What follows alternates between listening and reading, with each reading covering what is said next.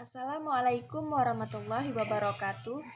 Perkenalkan, nama saya Lucia Fitriani dari Agribisnis semester 5. Di sini saya akan menyampaikan materi mengenai proses ekspor produksi pertanian komoditas pisang pada mata kuliah perdagangan internasional. Yang pertama ada pendahuluan. Poin pertama ada latar belakang. Ekspor adalah suatu upaya melakukan penjualan komoditi yang kita miliki kepada negara asing dengan mengharapkan pembayaran dalam valuta asing.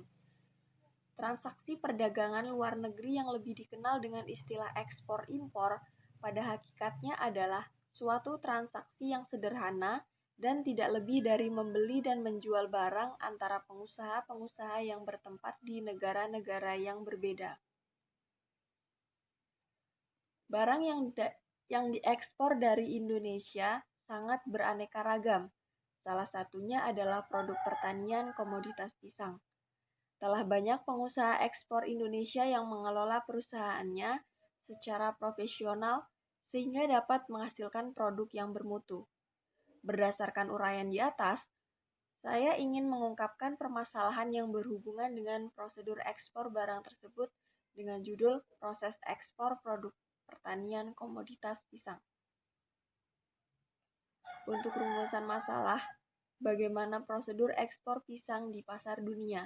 Dan untuk tujuannya terdapat 3 tujuan. Yang pertama, mengetahui peraturan dan persyaratan ekspor. Yang kedua, mengetahui tahapan ekspor. Dan yang ketiga, mengetahui proses ekspor pertanian komoditas pisang.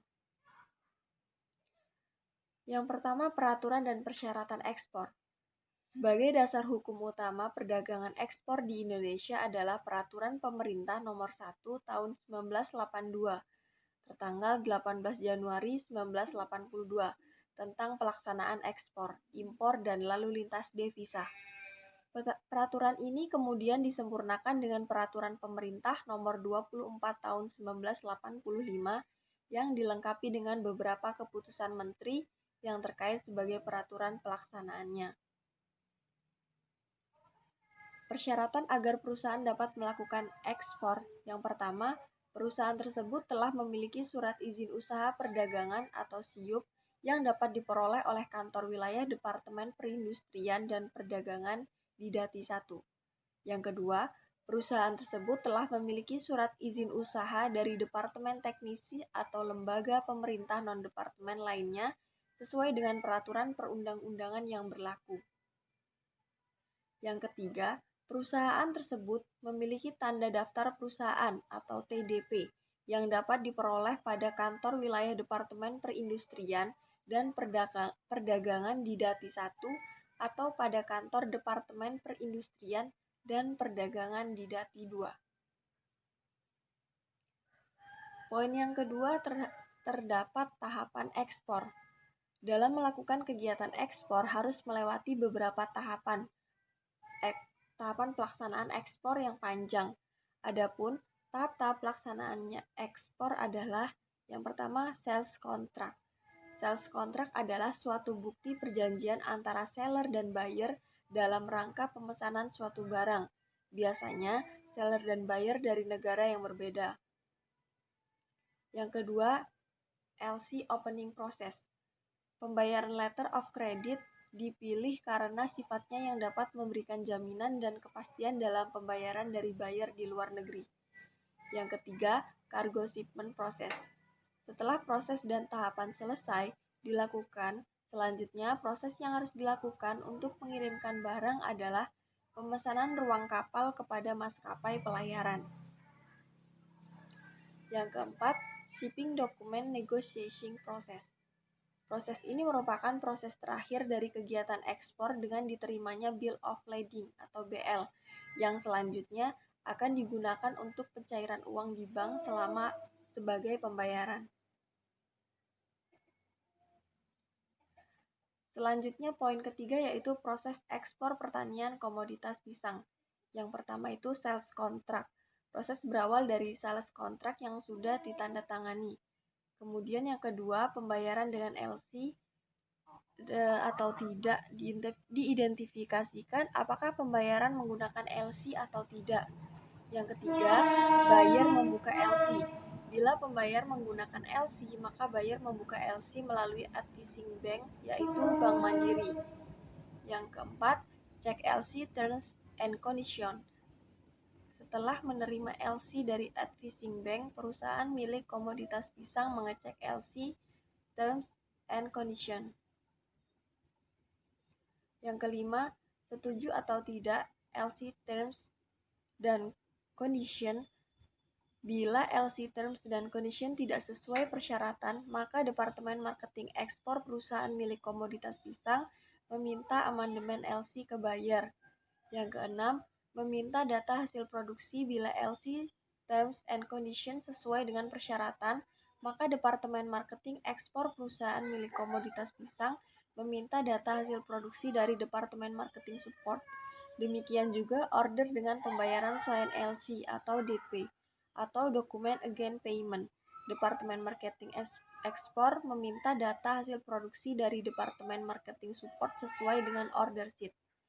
Yang kedelapan, membuat packing list and invoice.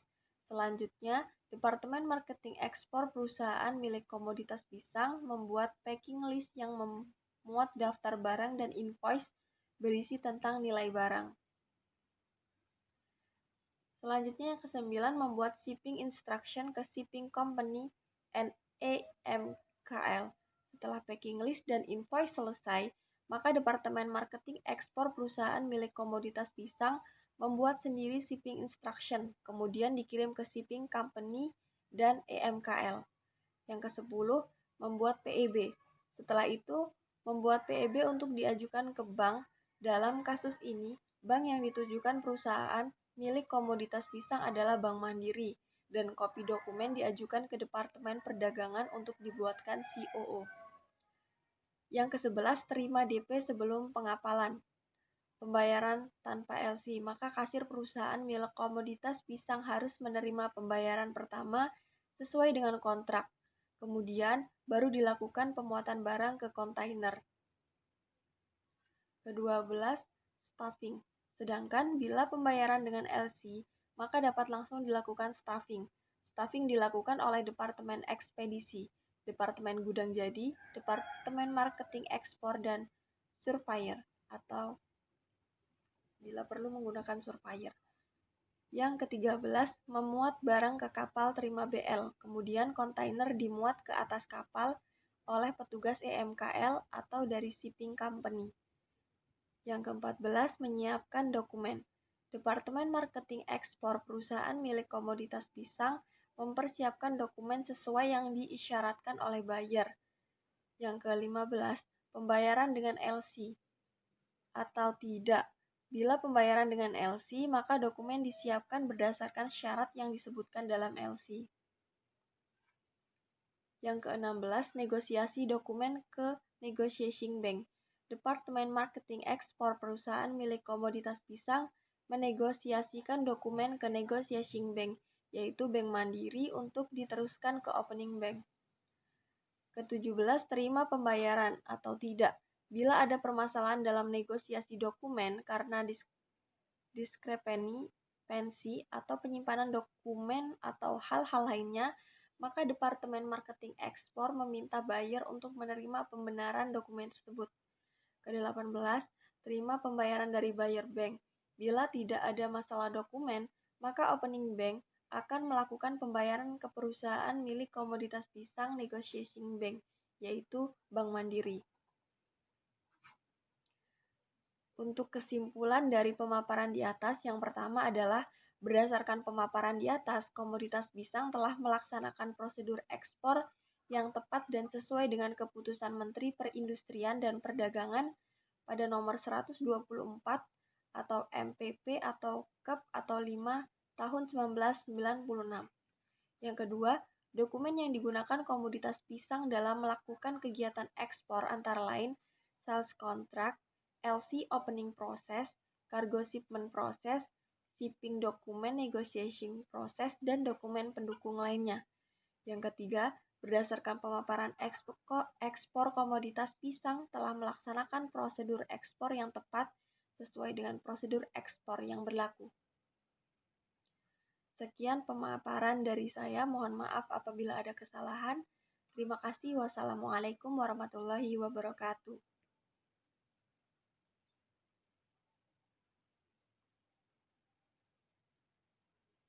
Mahal banget beda ya kalau